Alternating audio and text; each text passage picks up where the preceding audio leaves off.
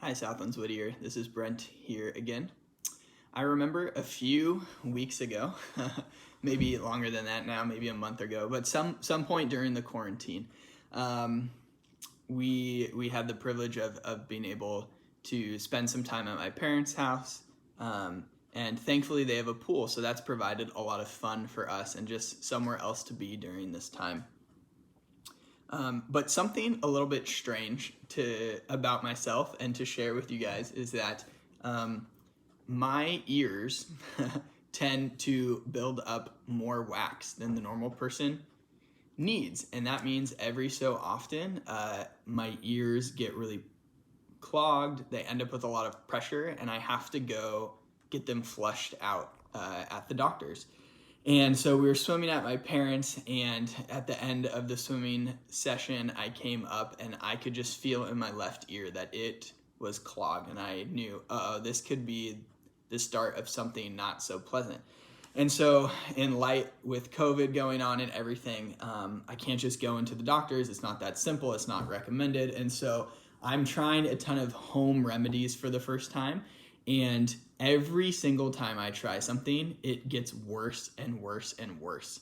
And it finally got to the point where it was so bad one night, it became so uncomfortable that I was like, I can't do this anymore, Sarah. I've got to go get this thing taken care of right now. And so I look up and I'm like, it's 9 p.m. at night. Urgent care with our healthcare provider is still open. And I have like 30 minutes to make it. And so I'm like, I'm going. And so I just book it. I head out, and I get to go experience urgent care in the midst of a pandemic and just all the craziness and everything that entailed. And then I'm sitting there and it's taking forever like normal, and they're finally coming to see me, and everything they are doing is not working. And that's never happened before. I've had this problem, but it always gets fixed quickly by the doctor. And now even what the doctor is doing is not working. And I can just remember at one point as they've tried a few things and like, okay, we'll be right back. We're going to try to get a different tool to help with this. I just remember sitting there, and what was going through my mind was just simply, why is this what is happening to me right now? I just remember sitting there and being like, how is this where I've ended up on a Saturday night at 10:30 p.m. without having eaten dinner, been waiting for so long, so hungry. Like, why is this what my life looks like right now? And obviously, the type of suffering I was experiencing was certainly nothing that serious. Thankfully, they came back and fleshed it out, and I got to go home soon and was back to normal right away.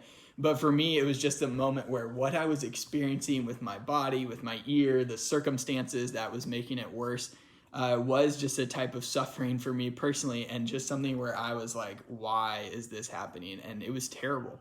And I'm sure you guys all have stories and similar experiences, whether it's a little bit more silly and funny like my own, or something much, much more serious, as certainly lots of serious things have been going on, not only the last 3 months, but just constantly in our world, all sorts of suffering. But I'm sure you've had that moment where you find yourself in the midst of that wondering, why on earth is this what's happening? And what was running through my heart in that moment, right, was frustration, anger, confusion, complaining, right? I just wanted it to be over. The last thing that was on my mind was joy. As I was sitting there, as my ear had been getting worse and worse, as I decided to go to urgent care, as I was in the process of getting it fixed, the one thing I never felt was joy.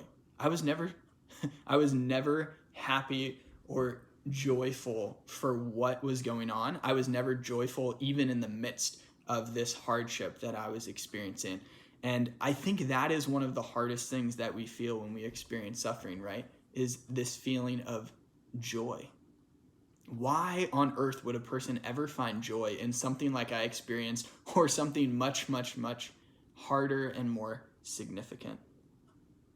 But that's exactly what Paul has been experiencing in this letter to the Philippian church. And I think we read by it so easy without wondering, there's something strange about what Paul is writing and why he is feeling the way he's feeling, right? We ended last week in verse 18 where Paul has talked about that as he's writing, he's actually been imprisoned, right? Because of his faith because of doing God's work. He's been put in jail, and how rather than grumbling about everything that's taken place, he's actually writing to the Philippians telling them, look at how my suffering has served to advance the gospel.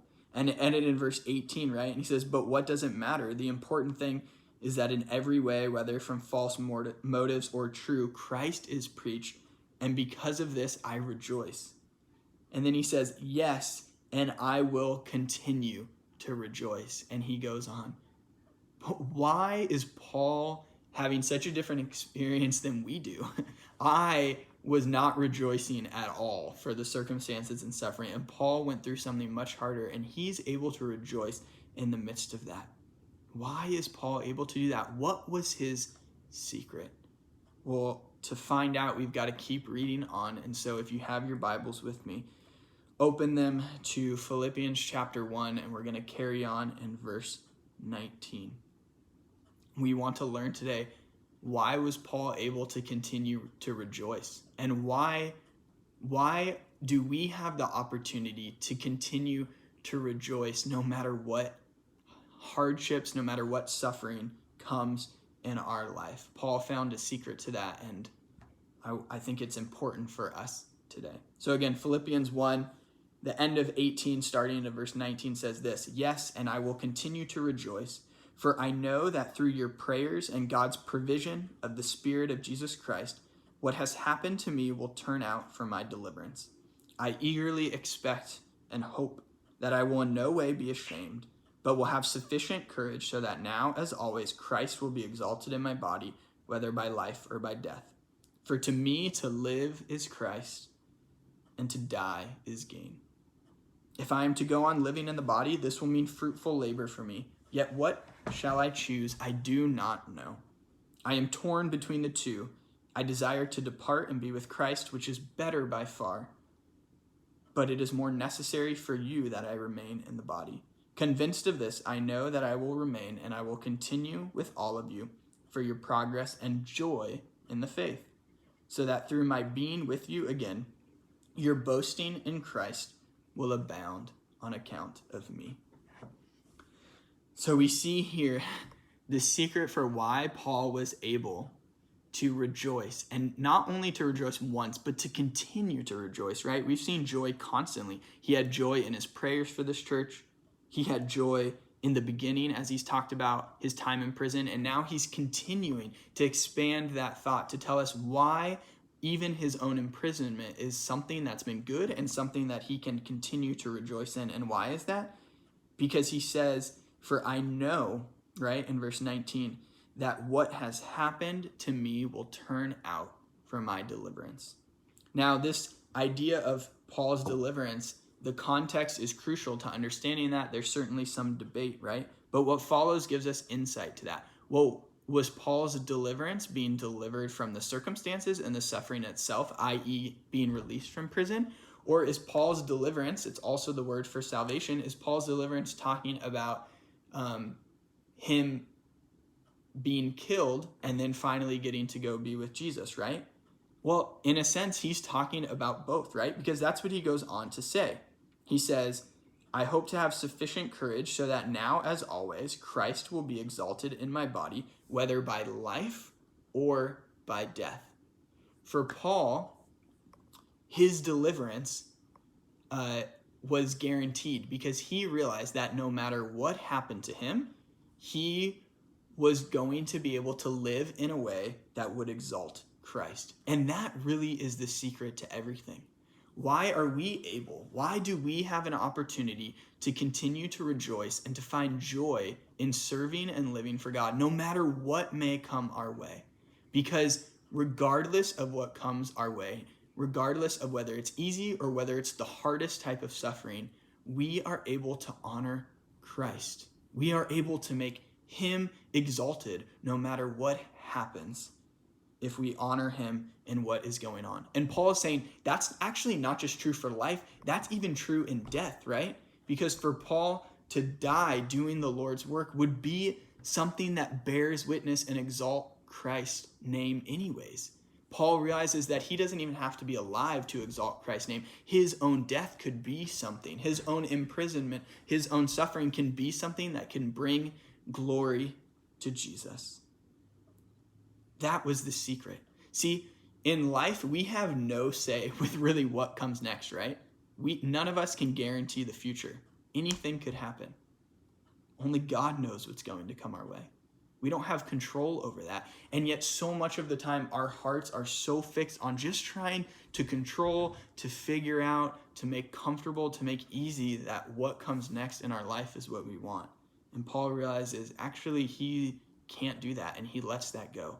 Paul is much more concerned with how he is going to honor God in what comes rather than what is going to come.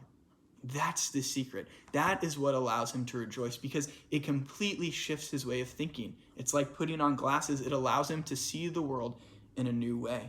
See, no matter what comes, Paul is saying it's an opportunity to exalt Christ, whether I die or whether I continue to live. Paul viewed this as a win-win situation, right? Because for him to die meant that Christ would still be exalted. And for him, that was a personal win, because he says it's much better to go and be with Christ. But on the other hand, it's also a win, because if he does not die, if he continues to live, even in the suffering that God has placed him in, then it means that he gets to continue, as he says, right, the fruitful labor in verse 22. If I'm to go on living in the body, this will mean fruitful labor for me. And that's why he says it's necessary that I remain, because I will continue with all of you for your progress and joy in the faith. Paul knows that it's a win if he gets to continue to live, because it means he gets to continue to be faithful to do the work that God has called him to do. And that will exalt Christ, and it will be a blessing to those that his work impacts, which includes this Philippian church. So Paul is able to rejoice and find joy through exalting Christ no matter what comes his way. It's kind of a little bit, in some ways, like being an athlete. If you compete, you so often have no say in who your opponent is, right? You do not get to pick who you end up competing against or who you end up playing, what team or person, depending on your sport. But as an athlete, you do get to train and prepare and be ready for how you will compete, for how you will perform in that competition. You have no say in who it may be, but you have a say and control in what type of athlete you will be when that comes. And Paul's saying the same thing. I can't control that, but I know that I can control how I choose to conduct myself in the circumstances that may come. And Paul chooses to conduct himself in a way that exalts Christ. And what does this mean for us? Well, what is first of all, what's the type of suffering that you've had to experience recently? Are you finding yourself like Paul? Maybe it's more easy for you than for me to have joy in hard circumstances. As I said, I find it's one of the last things that I experience in those situations. I feel more anger, frustration, and just complaining about why is this what I have to go through right now. But for Paul, again, in some ways, he viewed that it would have been easier for him to die. He actually found that it would be a greater sacrifice to continue to do God's work and stay alive than just go be with Jesus. And I think for some of us, we may not be like Paul in that we realize how much we gain to be with the Lord. A lot of us may be more fearful of death. But I think when it comes to continuing to work hard in the things that are suffering and are challenging themselves, we can opt out by sort of just becoming lazy or giving up or not putting in our full effort. See, for Paul, what I think he's talking about here with this fruitful labor is the idea of what we call vocation or calling, right? Now, Paul's calling was to bring the gospel to the Gentiles, which the Philippian church is a prime example of that. And for all of us as Christians, we have a call to do God's work in the sense of making disciples and proclaiming Christ. But for Paul, this was his particular calling. This was what he was uniquely called to, right? Because we even see that other apostles like Peter or James, they didn't have the exact same calling in the exact circumstances that Paul did. His was unique. And all of us are the same, right? As Christians, we have some of these things we're called to, but then each of us has a unique thing we're called to, right? For my wife Sarah, that's being in education. Well, for me, that's not my particular calling, is to be an administrator at a middle school. That's something I would never choose or necessarily feel passionate to do. God has put other work on my heart. He has given me particular training and passion and my own life story to make me passionate and feel called to a certain type of thing. Well, what is that for you? For Paul, it was doing this type of work. It was making the gospel known. For some of you, that means being a nurse or a doctor. For others, that means parenting and staying home with your kids. For others of you, that means starting your own business or being a lawyer. Whatever the case is, there's countless things that God could call each one of us to. But Paul's concern is that he can exalt Christ by staying and doing the fruitful labor that God has given him to do. I call you in those places to be like Paul and to serve God and to make Christ known in the particular ways and passions that God has given to you, because I can't do that. I don't have that calling like you do. We each have this unique opportunity in the unique places God has called us and enabled us to live, to make Christ exalted in those areas, just like Paul. He wanted to stay because he knew there was good work to be done that God has given him, and that would exalt Christ. What is the good work God is and has given you? Now, there are times where sometimes circumstances don't allow that to be the case, right? Maybe you've just graduated and in the midst of a pandemic, you can't find work in the place that you're excited to work. Or maybe there's just circumstances where getting married or having kids or losing a job or whatever has kept you from being able to step into that work. Know that those seasons are okay, and callings come and change. There may be seasons where it's parenting and seasons where it's something else, but ask yourself, even circumstantially, knowing God's sovereignty and control over your life, where has he put you? What does your life look like? Paul didn't choose to be in prison. That was just a circumstance that he found himself in. So what circumstantially does your life look like? And what would it be like to exalt Christ in those places? And so we see first that Paul finds himself in a win-win situation in the midst of suffering. He isn't concerned with what's going to happen. He's concerned with how he will exalt Christ in the midst of his suffering. That even in prison, he can make Christ known regardless of whether he dies or is freed and continue to do the work that God has called him to do. And so for us, it's the same thing. This secret that I mentioned, right? That our hearts don't naturally go to rejoicing. This secret Paul had, well, that was it. And we are called that when we find ourselves in similar circumstances, it probably won't be prison, but it will be different types of suffering, whether, again, it's relationally, physically, provisionally, whatever the case may be. The secret is going not to ask, how do I get out of this, but to say, how can I make Christ more known in the midst of what's going on? I think if we're able to truly have that attitude and mindset like Paul, we will find joy rather than complaining or anger like he does. Won't that be a beautiful thing, not only for us personally, but to be able to be a witness to those around us, just like Paul was to others.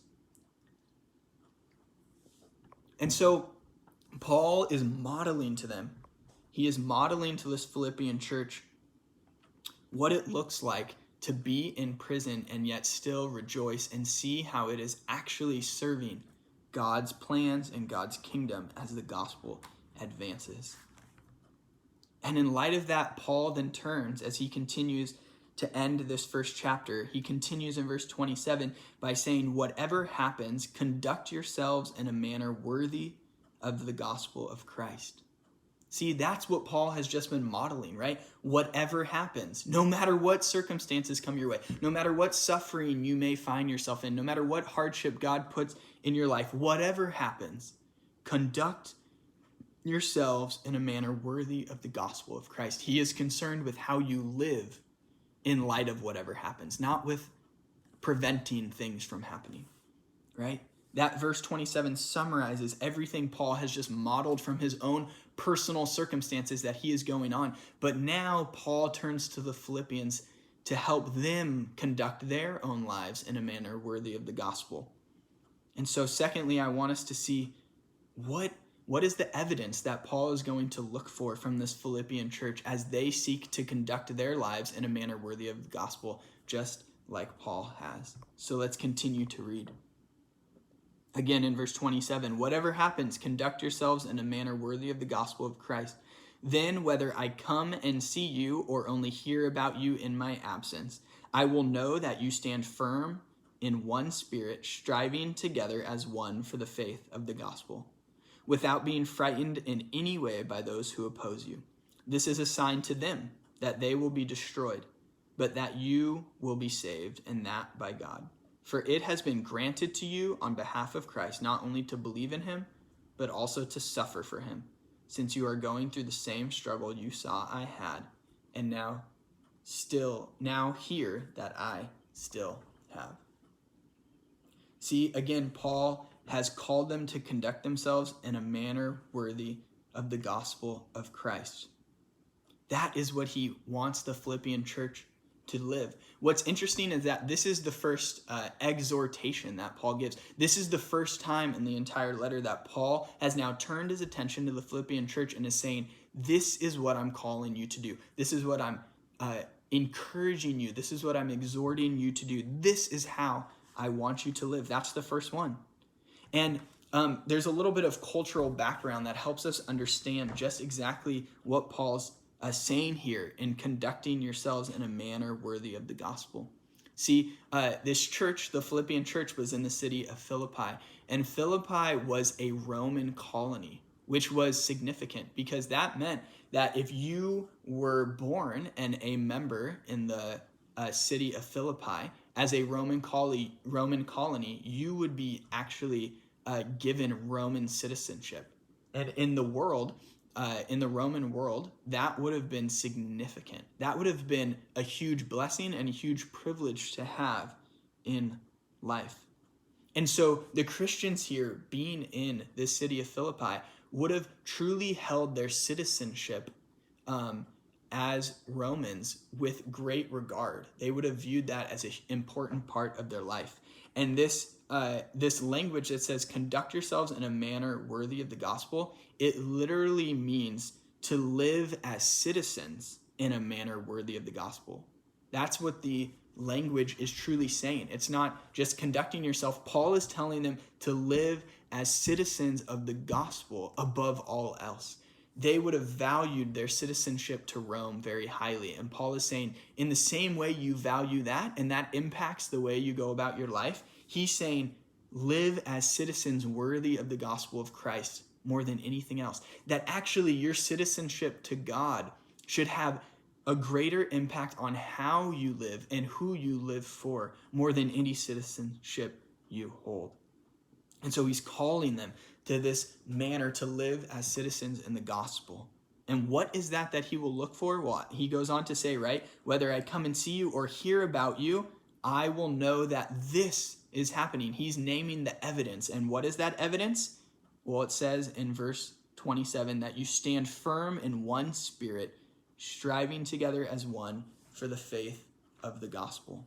Paul calls them to stand firm and to strive together for the sake of the gospel. And those ideas certainly go together.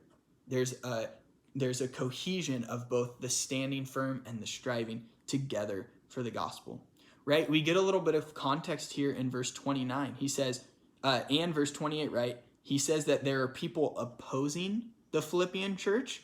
And then in verse 29, that it has been granted to them not only to believe, but also to suffer with Christ, since you are going through the same struggle you saw I had, and now here that I still have, right? Paul so far has only talked about his struggle being in prison, but we finally learned that the Philippians are going through some type of similar struggle. We don't know exactly what that is. We know that it is opposition from other people, and that it is suffering, that this opposition they are experiencing is significant. And Paul says that it's the same struggle. It's similar to the struggle that they saw Paul have, and hears that he continues to have. And so in light of that, Paul is saying, this is the evidence that I want to see, so that I know you're living as citizens of the gospel, and it is to stand firm and to strive together for the gospel. I think that means that he knew this Philippian church would be tempted to lose some cohesion, to lose partnership, to lose being teammates in this regard.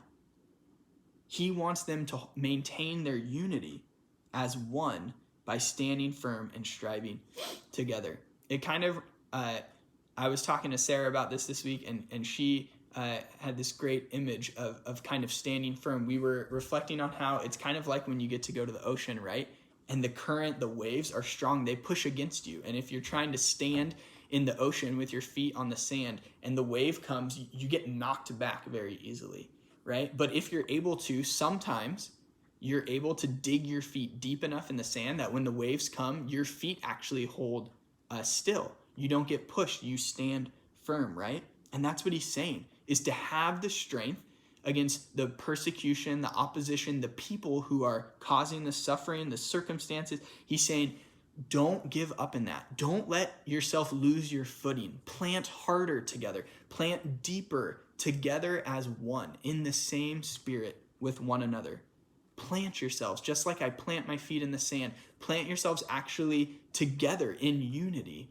And that will be what allows you to have strength to stand firm, so that they cannot overcome you, so that you are not overcome by what has come your way. And then to strive together, right? So it's not just a planting, but there's actually then continue to work hard. Here, this striving together is an athletic term. He's saying continue to work hard, to train hard, to compete hard, to fight hard for the gospel. So there's a sense of unity in planting and bearing in together with one another to find strength. And then there's a sense of we're going to continue to strive, as one translation says, side by side for the gospel. We are to be good teammates with one another, that we put all we have together to collectively make sure that we continue to do the work God has called us to do as a church. So that's what he's calling them to not forget the team plan, to not forget to execute the way that you need to live as a team. Now, we've all endured some type of suffering during this season for sure. But again, I wonder for you, where is a place where you're experiencing some suffering right now? How is your ability to stay strong and to continue to do the work that you want to do being challenged? Who is opposing you? What are the circumstances causing this? And what would it look like for you to now stand firm and strive together? Who are the people that you are at risk of losing in the midst of what is going on, right? There's going to be relationships that you can potentially no longer stand in the same spirit. Who is it that you need to maintain unity with? And what does it look like to put your strength together so that you are not overcome and defeated? And then how can you continue to teammate and partner with one another in the work that we've been called to do? There's a good Nigerian proverb that maybe you've heard before that says, in times of crisis, the wise build bridges while the foolish build barriers. And I think that kind of sums up this standing firm and striving together, right? In times of crisis, which is what this is, suffering, persecution, etc., it's easy to do the foolish thing, which is to build barriers, and that's going to cause everyone to fall apart. But the wise are the ones that continue to build connection. And I think Paul's saying this way to continue to stay together, to conduct ourselves as citizens, that's a worthy way of living for the gospel of Christ, is to build bridges that allow us to stand firm and to strive together during this time. And so again, this is Paul's first exhortation to the Philippian church, and it's one for them to live their lives in a manner worthy of the gospel. Again, as we saw in verse 19 through 26, Paul has modeled what that looks like for him to do in prison, and now he's calling the Philippian church to do their same in their context. And he's saying, this is how I will know that you've conducted yourselves in a worthy manner.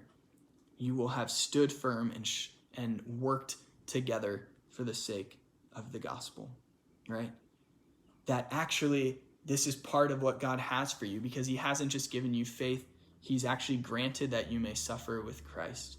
This is something that God actually has for us in our life with him. And so we've seen today, as we close out the first chapter of Philippians, that Paul's secret to continue to rejoice no matter what comes his way is that he is able to see it as an opportunity to exalt Christ. That whether he dies or lives, his life will be something that exalts Christ in all he does. And that he then exhorts us as fellow believers, as fellow brothers and sisters, to stay strong with one another in the midst of hard times, to build bridges rather than barriers. That is what will enable us to not be overcome, and that is what will enable us to continue to advance the work that God has called us to do. And so I pray that as we continue to live during these challenging times, as we continue to find ourselves in new circumstances with new obstacles and new types of suffering where wisdom and love is needed, that we would continue to stand together in one spirit and strive together as one for the sake of the gospel.